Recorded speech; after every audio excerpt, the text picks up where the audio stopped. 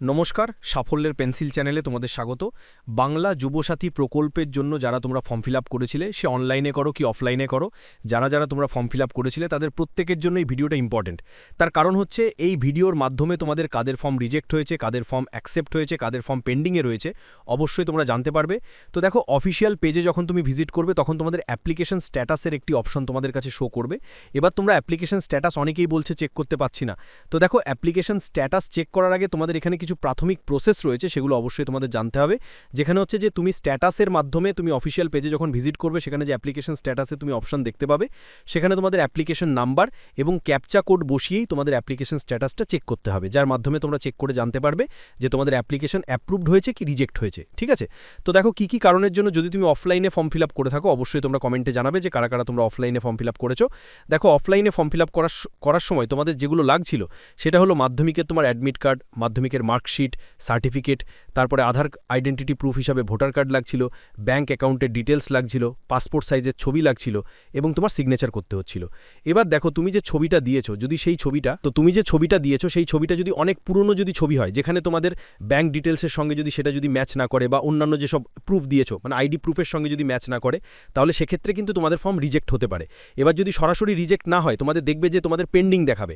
তারপরে voter card বলো, ব্যাঙ্কের ডিটেলস বলো, ব্যাঙ্ক অ্যাকাউন্টের ডিটেলসের ক্ষেত্রে অনেকে ভুলভাল করেছে, যেমন অ্যাকাউন্ট নাম্বারটা ভুল দিয়েছে, তারপরে যে অ্যাকাউন্টটা দিয়েছে সেই অ্যাকাউন্টটা হয়তো সেটা কোনো কারণে বন্ধ হয়ে গেছে, এরকম অনেক অসুবিধা রয়েছে। সেই রকম অ্যাকাউন্ট দিয়েছে।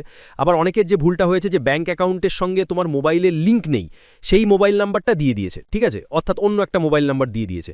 তো এই রকম যাদের প্রবলেমগুলো হয়েছে তাদের কিন্তু ফর্ম রিজেক্ট হয়ে যাবে। যদি সরাসরি রিজেক্ট নাও হয়, তোমাদের যেটা দেখাবে সেটা পেন্ডিং দেখাবে। ঠিক আছে? তোমাদের পেন্ডিং দেখাবে। ওকে, এবার তোমরা যদি অনলাইনে আবেদন করে থাকো, অনলাইনের ক্ষেত্রে তোমাদের যেমন দেখো, তোমাদের যেহেতু তোমাদের মোবাইলের মাধ্যমে তোমাদের একটি ওটিপি দিয়ে তোমাদের যেহেতু ভেরিফাই করতে হচ্ছিল, তারপরে তোমাদের সম্পূর্ণ ডিটেলস, তোমাদের কোয়ালিফিকেশন, সেখানেও কিন্তু তোমরা দেখবে যে অনলাইনে আবেদন করার সময় কিন্তু অনেক ক্যান্ডিডেট আছে যারা কিন্তু ভুলভ্রান্তি করেছে।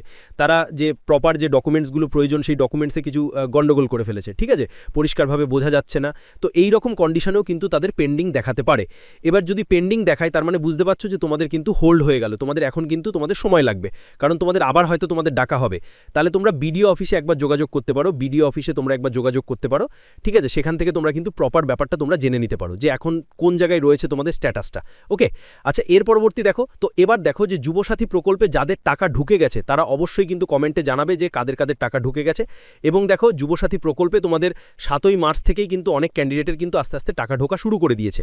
এবার এটা কিন্তু মুখ্যমন্ত্রী মমতা বন্দ্যোপাধ্যায় অনেক আগেই কিন্তু এই ব্যাপারটা কিন্তু ক্লিয়ার করেই দিয়েছিলেন।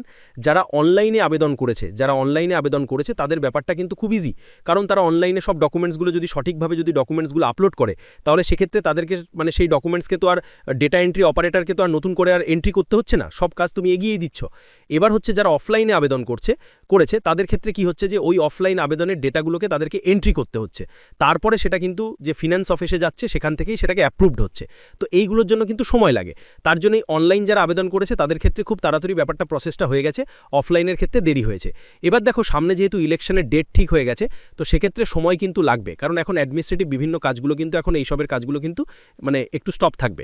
ঠিক আছে? তো সেক্ষেত্রে তোমাদের বলে রাখি যে 31শে মার্চের মধ্যে যাদের যা প্রসেস হওয়ার কিন্তু হয়ে যাবে, তারপরে কিন্তু আর হবে না, কারণ এপ্রিল মেটার দিকে পুরো একেবারে টেনে যাবে, তারপরেই কিন্তু আবার তোমাদের শুরু হবে।